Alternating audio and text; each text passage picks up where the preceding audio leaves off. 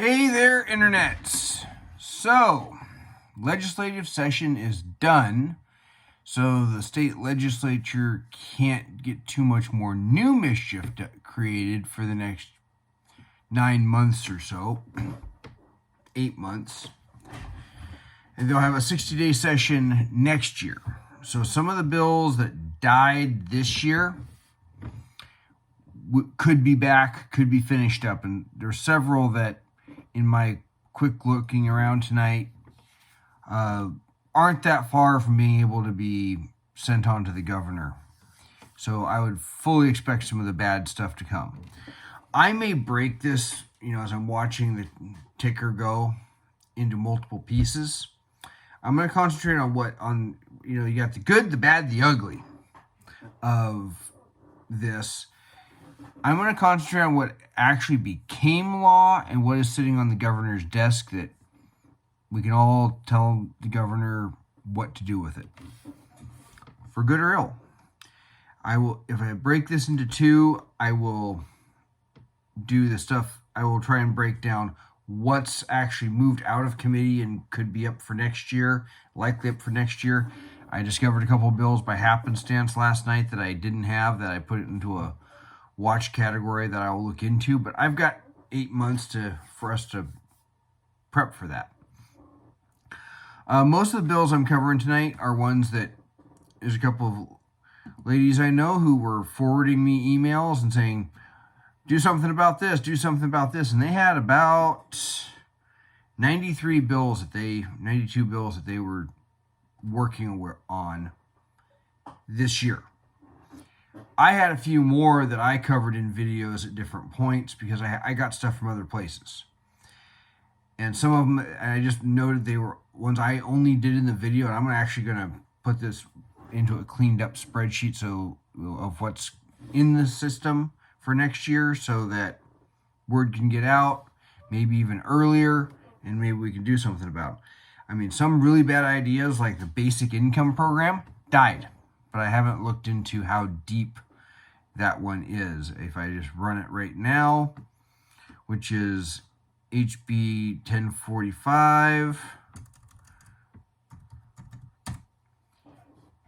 it died in its first committee, near as I can tell. Yeah, it never got out of its committee. It got referred to appropriations as far as it got. It never got on the floor. Others are in the house, like some of the residential housing regulations, some clean energy stuff,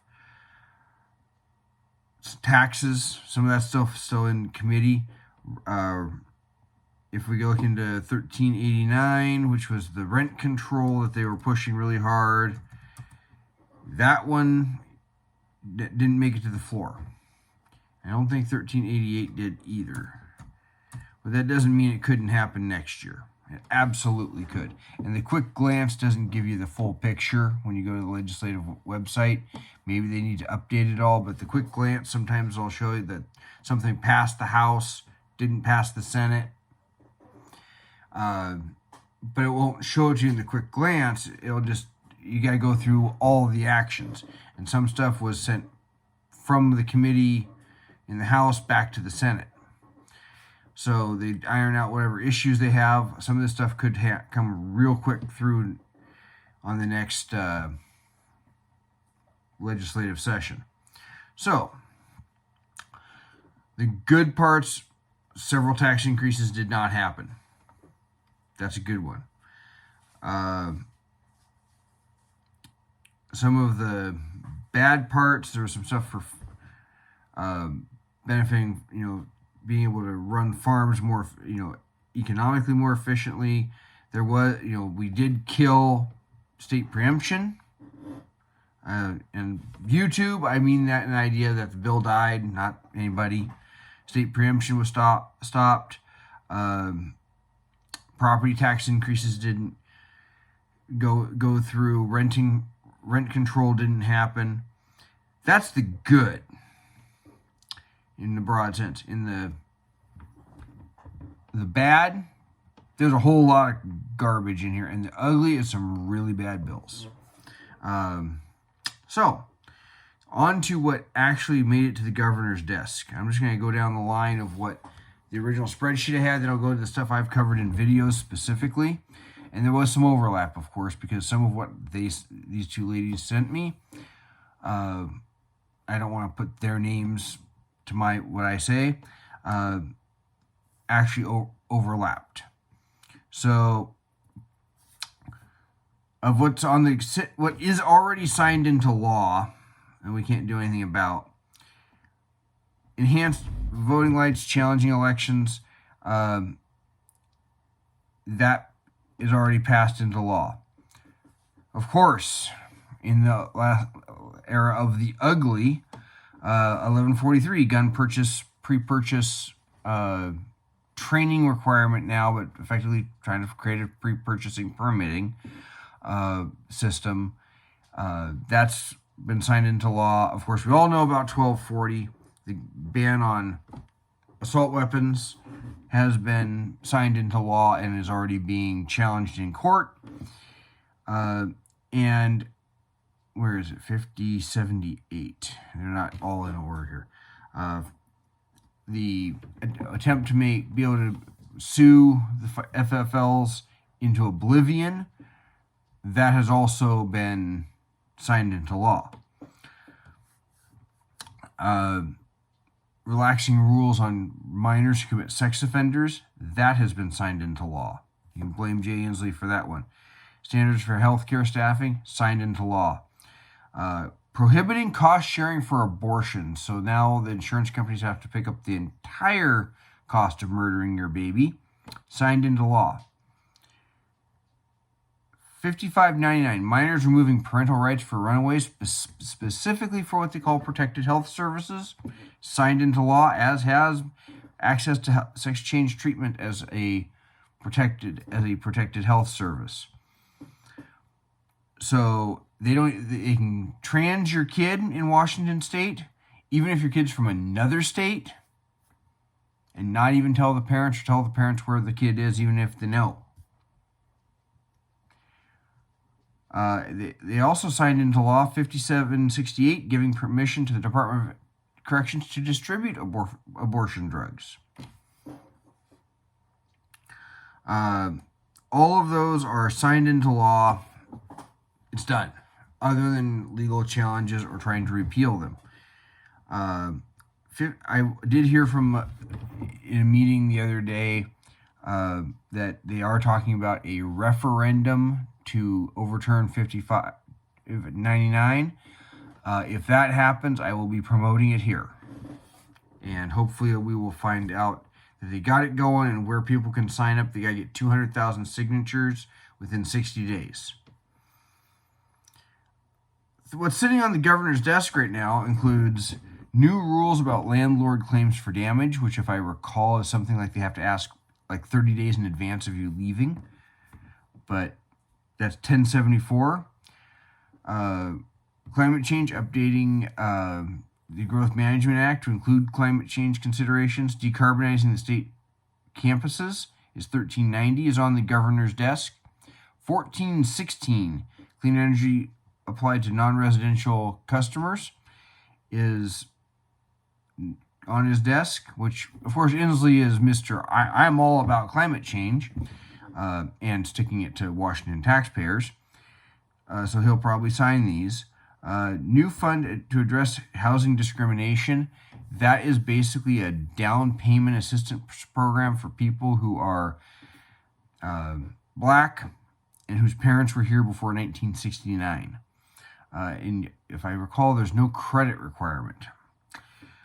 Don't have a problem with down payment assistance, but you gotta have a credit requirement, and it shouldn't be race specific. We're trying to go beyond race, people. Transition to kindergarten program is on his desk. This is almost a stealth gun control one that escaped notice. 1562. It adds crimes that prohibit gun ownership, and most of it seems pretty innocuous, no problem. except it does include some certain drunk driving offenses, and I very quickly read through it tonight. It does seem to have provisions for having rights restored. That's pretty clear and actually objective, which is shocking. But certain drunk driving offenses, if you have 3 or more drunk driving convictions in 10 years, if you're a juvenile or you commit vehicular homicide, vehicular assault, when I looked up the RCWs, it references. Education, new rules for charter school oversight is on the governor's desk. Redefining money, opening door for digital currency. Yeah, that's for those of you who are into cryptocurrency. It actually prohibits the use of any cryptocurrency that's not okayed by the Federal Reserve prior to the date of this enactment. So if you're trying to conduct your business in Bitcoin, this prohibits it. I'm not into digital currency, honestly, but what you do is your business. Automatic voter registration is on the governor's desk. That's just an open invitation for fraud. Voter registration with the last 4 of the Social Security number is on his desk, and public records request exemptions for election info is on the governor's desk. Healthcare, creating a profession of peer specialist counselors, on the governor's desk. And free abortions as part of the fiscal operating budget, on his desk. And I did not personally read that one, so I'm not going to opine too much. Whole lot of stuff that, of course, didn't make it through the session. But then I have another batch that were from other sources quite often than what these 2 ladies were dealing with, or I had found by accident, like I discovered 2 tonight because I punched in a number by accident. So ones I had dealt with in videos, often because I had other notification in some way. Signed into law is extending the expiration date for law enforcement community engagement grants. That's, I'm guessing, is a good thing, but I did not read it.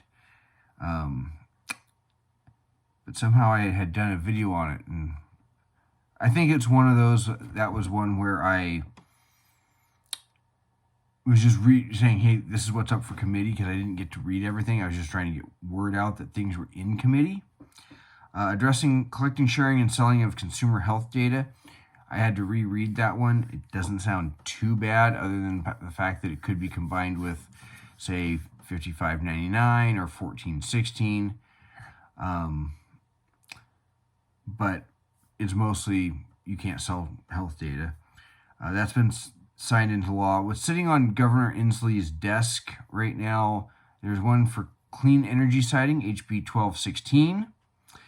Another signed into law. I had these in a different order. Modifying the sales and use tax for cultural access programs. That's mostly aimed at the Indian reservations. That has been signed into law. Expanding and improving social equity in cannabis program. Essentially, that added ESG to cannabis stores. That's sitting on the governor's desk. So he's going to essentially stick the marijuana industry with environmental social governance policies.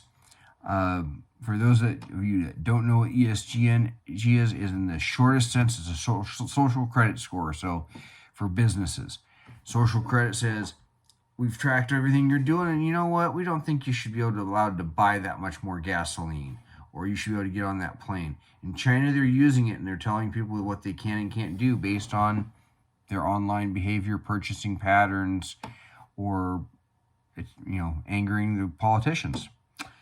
And then Senate Bill